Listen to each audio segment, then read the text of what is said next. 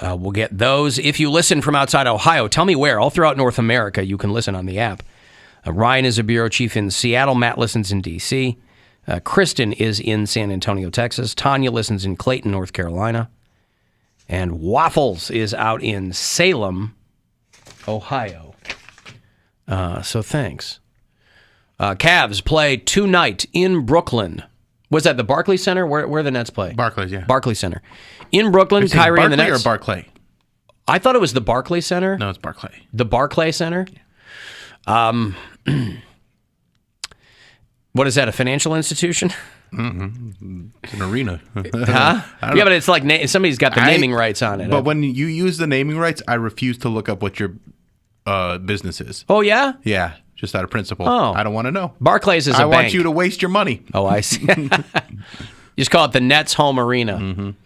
They're a British multinational universal bank. Maybe Giannis has an account with Barclays. Anyway, the game is tonight, 7:30, second to last in the regular season. And if you missed the extraordinarily boring and convoluted explanation last segment of how the Cavaliers can continue into the postseason further than whatever, it's very, very confusing. At least it is for me. I'm sure there's people who kind of have a beautiful mind about that stuff, but boy, it seemed very confusing to me. I mean, it makes sense. It's like, I get it. I know everything. It's just a lot to explain. Basically, you win one game and you're in the situation they're in right now. If they lose the first game, then they have to win the next one, basically. Now, unless they're 9-10, and 9-10, you have to win 2 games to get in. So you want to be 8 or 7 or 8. Because it's farther down you are, the harder they want you to work. Exactly. You got to earn your way in there. And the Lakers completely eliminated. They're done. A lot of teams are completely done, and they're among them. Thank you, by the way, to Buck Hamtoss, who's helping out on the video portion of the show today. I assume that name is Dutch. Thanks. Did a great job, Buck. I'll tell you what, you're making all of the ham tosses very, very proud. I was reading about, the Ohio primary election is coming up May 3rd. And so all of these states, not every state has theirs that day. Some have them the next week or the week after that. You'd have to check and see if you are an avid voter. You'd have to check and see when your state's primary election is happening. But there are a lot of weirdos running for office. Ohio has not cornered the market on that.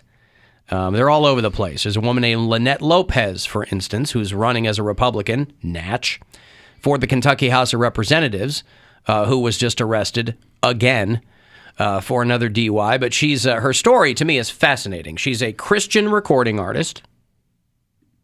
And if you think I didn't try to find her music, you're lying to yourself. I couldn't find it. Couldn't find it? I could not find it. Because I really wanted to hear what she was cranking out. Now, she's got another DUI.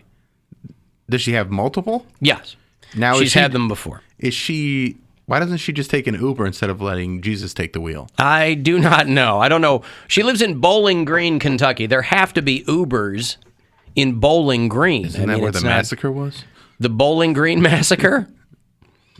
She's a Christian recording artist. She's a minister. And she was arrested, again, on drunken driving, and bending a deputy's finger with such force that the deputy lost function of her finger. Wouldn't that be assault? I believe that it might. Yeah, they said this was her second DUI in more than a month. They saw Campaign's her... not going well, huh? They saw her SU... Well, you figure, if you're out shaking hands and kissing babies, you're out there, meeting with your potential constituents, maybe you're tipping a couple with them. Yeah, but you'd think you'd have somebody driving you around. Because what kind of example does that set? If you get 2 DUIs in a month, that seems ridiculous. Listen, to use Ms. Lopez's parlance, you are preaching to the choir. But she had her SUV stopped in the middle of the road when the cops showed up. And they found her in the driver's seat, and she had a bottle of vodka in her lap. That's always a good move. Some people, they'll find it like, they'll hear it rolling around underneath a passenger seat or something. She had it in her lap. And then she said, she said, I'm not getting out of my car. They're like, ma'am, could you please exit the vehicle? I said, or no.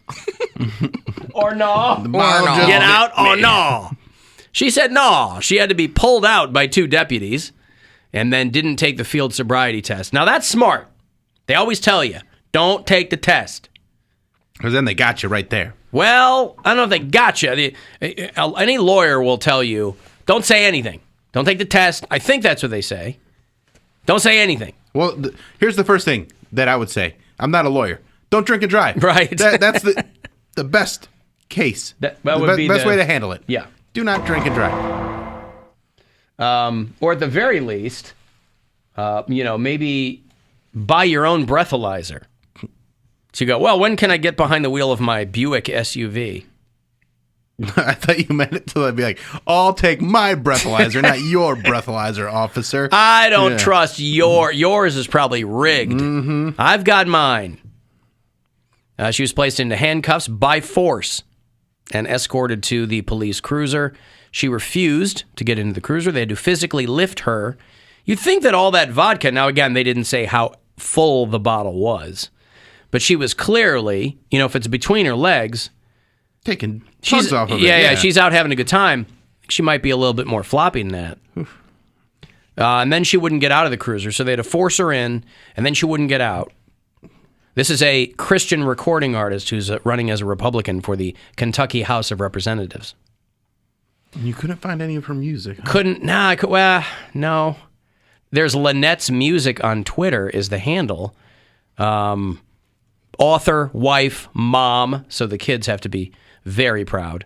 And what's her name again? Lynette Lopez. I mean, she's cute. They kind of got her gussied up here. Oh, King of My Heart is one of the songs that she did, which is a cover song. I don't know who did the original, but she likes to drink. My song, 'cause you are good. All right. Maybe God is in the House is better. Not a bad singer. A song called God is in the... I can't tell. Kind of a boring song. Now we're going. Now you hear this on Gemstones, man. Yeah, that's right. Running around the house with a pickle in my mouth. Misbehaving.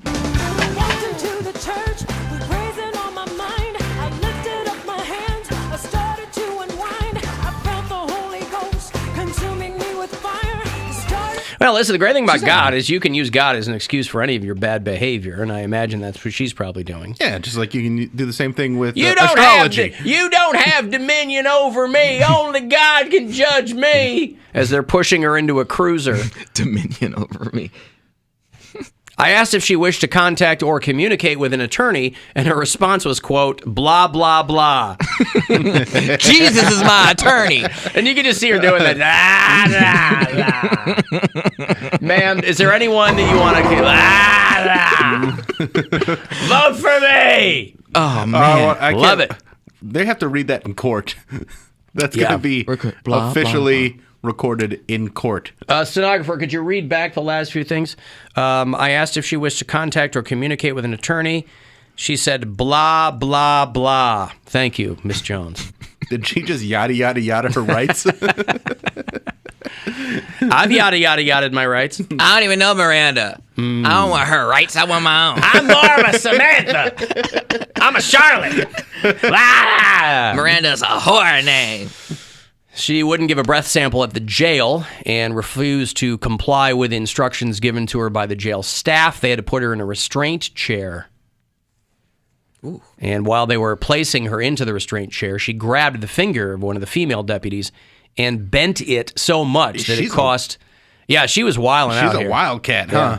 Yeah, well, she wants to get elected. She wants to go to Washington and show them how it's done. Lauren Boebert can't be in there forever. Different state, of course, but same kind of person. Yeah, because she's been arrested a bunch of times too, right? Lauren Boebert? Her husband whipped it out in front of a bunch of kids or something. I don't know. These people are all nuts. But this lady, listen, you would think that maybe her music spoke for itself, and maybe it should. I wonder if this experience will inspire a new song from her. Mm-hmm. You know? I'm out there bending fingers. I bend my knees and your fingers. Bend my knees for the Lord and your fingers for everybody else. Everybody else, yeah. So, I don't know. She's cute, though.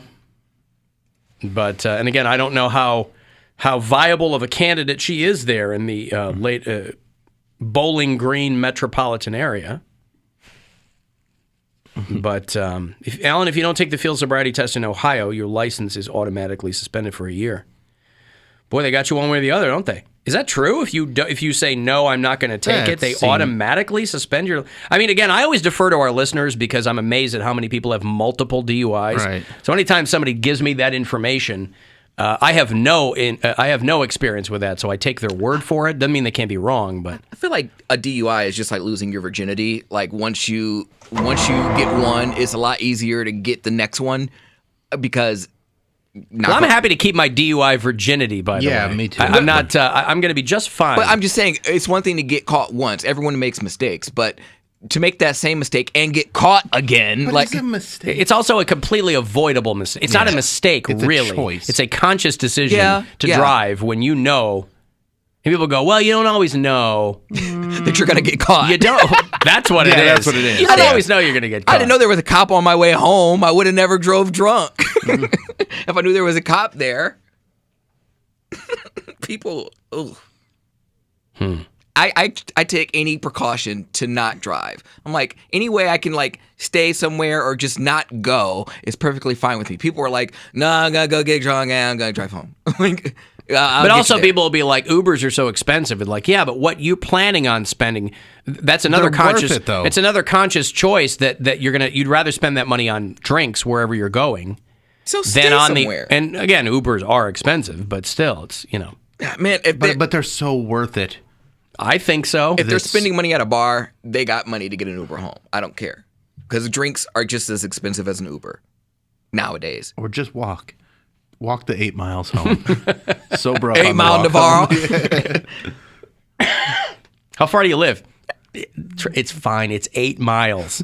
Walkable. It's 8 miles away. I'll be home by sunrise. There you go. At one of our family squabbles, one of my cousins walked home in the middle of the country, and by the time we were ready to go home, we saw him on our way home. And my uncle just drove past him. You'll get there. It was literally like the rain was pouring. He looked so sad, and he just like slumped over, was like walking. I'm like, hey, is that? Yep. I was like, wow, y'all grimy. I mean, it can be done. Yeah, we've probably all walked very long distances before just because.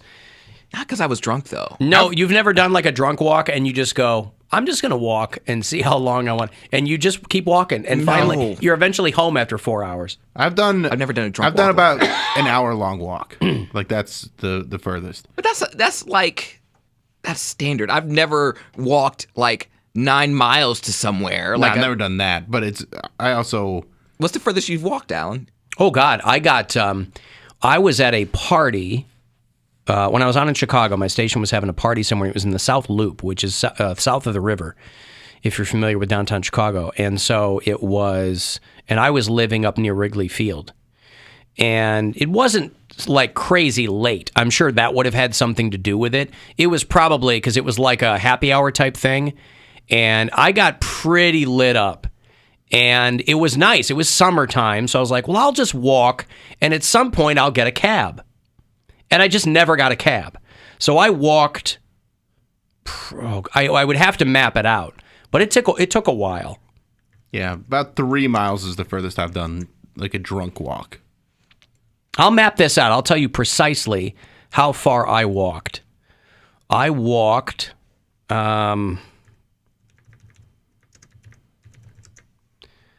I walked for 2.5 hours. Jeez, it was 7 miles. Yeah, which I don't think is that far. 2.5 hours is not. By the time I got home, I was fully sobered up. Yeah, I mean, feeling good. Yeah, feeling all right. Your dogs were barking though.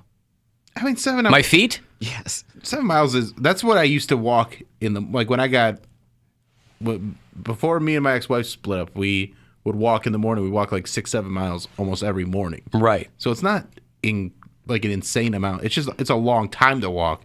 But you just keep going. But you just keep going. You're like Forrest Gump. Yeah. You just keep walking. Yeah. And eventually, you're at home. And so that's what it was. But it's a hell of a lot better than, I didn't have my car there anyway. So I would have had to have gotten a cab. But I'll just walk. Plenty to look at.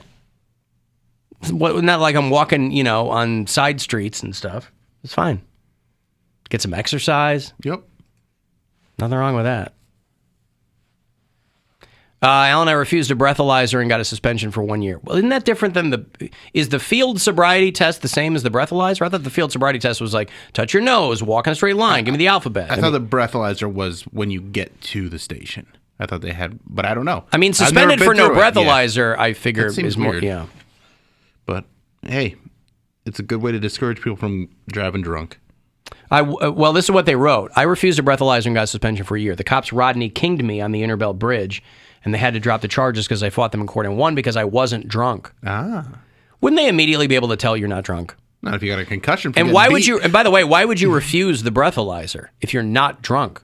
Again, it's your choice. I'm sure you were trying to make a point, but it doesn't sound like it. It sounded like it. You could have avoided all that by going, yeah, I'll totally do the breathalyzer. Did you get a settlement? It's going to show up 0.0. Huh? Did they get a settlement out of that? No clue. 4 DUIs, no joke. Yeah. So I like living in Lakewood because I can walk home from anywhere in Lakewood and be home in less than an hour. And also what I like about Lakewood is at any time of night on a Friday or Saturday, there are drunk people walking on the street. Yeah. And some places you don't expect to see drunk people till after midnight, after 1 a.m., whatever. We had dinner. We had a friend in from out of town last weekend, so we had dinner in Lakewood. And we were out of there early, 9 o'clock probably. And there are people walking by, stumbling. Yeah. They were having fun. It's a hipster town. Well, it's a walking city, It's not too. even that. It's just a city where you it's- can actually get pretty much anywhere you want to go. Yeah, you can walk home from wherever you are. Yeah. The other night I was at a bar and I was like, oh, I'm just going to walk home from here. And they're like, isn't that far? I'm like, it's a mile. That's a mile's nothing. You're home in 20 minutes. Right. And you get a couple steps in and you're feeling a little bit better when you get home. You're not as drunk. The night of the Tool concert where I got super wasted and then was hungover on the show the next day. Yeah. That was a walk home night. From the Romo Fijo. No, I took an Uber to Romo Fijo and then Uber to another bar. That was the mistake. From after the concert, went to another bar. Oh, yeah. And then walked home from that bar. And poof, ho, ho, ho, ho. that was a bad idea. There you go. Yeah. Vomiting into the garbage can. Well, one of the things about Lakewood is some of the bars are pretty inexpensive. So you're just like, yeah, do another round. Hey, come on, man. Yeah, you get your bar tab at the end of the night. It's $30. You're like, that's nothing. Sure. That's nothing. You got 12 drinks for $30? Hell yeah. You look like a hero. Mm-hmm. You walk in, you're like Mickey Rourke and Barfly. There was a time Joe Coy came to a bar show that I was running, and he hung out, and he brought his bus there, and he went to order a drink, and they told him how much it was, and he's like, what? And it was under $5. Oh, super cheap, yeah. He's like, it was under $5, and he's like, just put everybody's drink. It's in here on my tab. And he bought everybody in the entire bar. And this is like one of my comedy nights. It was packed. There's probably 60, 70 people in there. And he just bought everybody around. He was like, yeah, why not? Did he tell them? No, he did it like they told me that he did that. Right. He wasn't telling everybody. He wasn't looking for. He just was like, oh, this is so cheap. I'm just going to do this because it feels like a nice, fun thing to do. But how does that work? Like if you have a bar full of people and you walk up and you go, I want to buy everybody in here around. How does that work? The next time every person comes up, you just don't ring it up? You ring it up on his tab. I don't know. I don't know how they figured it out. Yeah, I was going to say, logistically, how does that? Because it sounds like a cool thing to do. Yeah. If you have a dozen people, you go, I want to buy everybody. I mean, I've done that. I want to buy everybody there. But if you have a bar full of people and you go, I want to buy everybody around in here. I'm not sure exactly how they did it, but they did it, and it was a very kind thing of him to do. Yeah, they go, we'll take care of that, Mr. Coy. They charge him $5,000. Yeah, but it wasn't, because the bar's so cheap that it's just like, yeah, I'll spend $200 and get everybody a drink. Right. What does that come out to? Boy, I got it. I'm going to have to take this in back and figure it out, but it's still going to be pretty cheap, pretty inexpensive. I think Joe Coy and Chelsea Handler have been an item for quite a while. Yeah, almost a year now, or maybe more than a year. And they were I think they were at the Oscars. And they were on the red carpet, and somebody stopped him.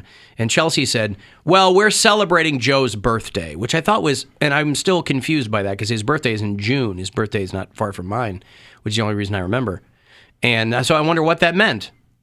Maybe they're celebrating it now. Maybe. They're on tour together. Maybe so. Maybe that's her version of buying everybody around. She goes, hey, anybody could celebrate your birthday in the birthday month. Let's start celebrating your birthday 2 months ahead. And then when your birthday comes, you'll be so spent that you won't know what to do. Because he's just a couple weeks older than I am, I think. Or a year and a couple of weeks, something. But before we go to break, you want some breaking news? Ooh. Yeah, hold on. It's not about You're not going to tell me Joe Coy's birthday is not actually in June. No, I mean, we could look that up and prove you wrong, because that's always fun. But Alan Cox Show, exclusive news update. Will Smith has been banned from the Oscars ceremony for 10 years. Really? Yeah. I was reading he went into some luxury rehab, which basically means I'm getting out of the public eye. Yeah, of course. Banned from the Oscars. For 10 years. He withdrew from the Academy, and I mean, this guy, and he won. And they gave him a standing ovation that night. I'm just saying, under any other circumstances, winning that Oscar would be a crowning achievement of your career, and it has been completely overshadowed. Yeah. Well, don't slap somebody. Oh my God. June 2nd is Joe Coy's birthday, so you were right. It's a June. There you go. keep Will's name out your mouth. So nailed it. So so Will Smith, who is 50 what years old? 53 years old. He can't go back to the Oscars until he's 63. Banned for 10 years. Yep. Well, listen, if there was ever a time, you know, I think things are kind of tapering off for him anyway, right? If there was ever a time you go, fine, I won't go to the Oscars. One less thing I got to do. 2032, though. In solidarity, I'm also not going to go to the Oscars for the next 10 years.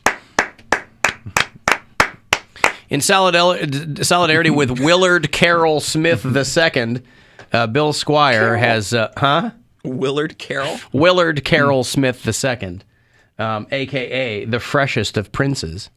Our own Bill Squire has announced that, yes, he will also abstain from attending the Academy of Arts and Sciences' highest, most spectacular evening. You know what's going to happen? Now I'm going to get nominated for an Oscar, and I'm going to have to be like, I can't go. I said this is on the radio. That's right.